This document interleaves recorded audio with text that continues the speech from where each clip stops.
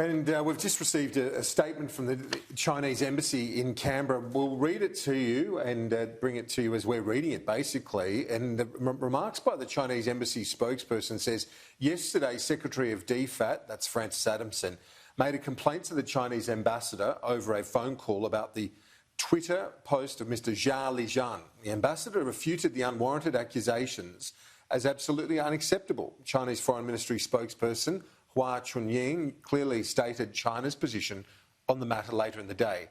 We would like to further stress the following. The rage and roar of some Australian politicians and media is nothing but misreading of and overreaction to Mr. Zhao's tweet. The accusations made are simply to serve two purposes. One is to deflect public attention from the horrible atrocities by certain Australian soldiers. The other is to blame China for the worsening of the bilateral ties. These may be another attempt to stoke domestic nationalism. All of this is obviously not helpful to the resetting of bilateral relationship. It's our advice that the Australian side face up to the crimes committed by the Australian soldiers in Afghanistan, hold those perpetrators accountable and bring justice to the victims.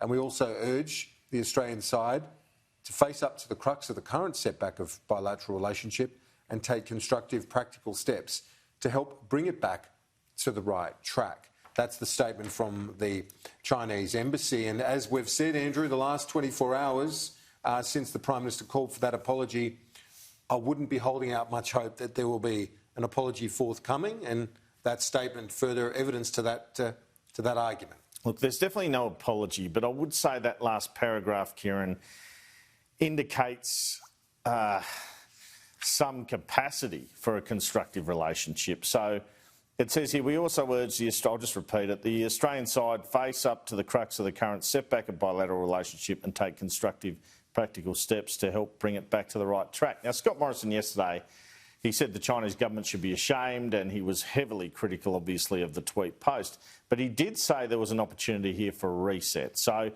I hope that at least is some sign that would occur. Now, the Australian government and Australians would think, look at some of the situations with human rights in China, and you're having a go at our soldiers in Afghanistan, pretty hypocritical.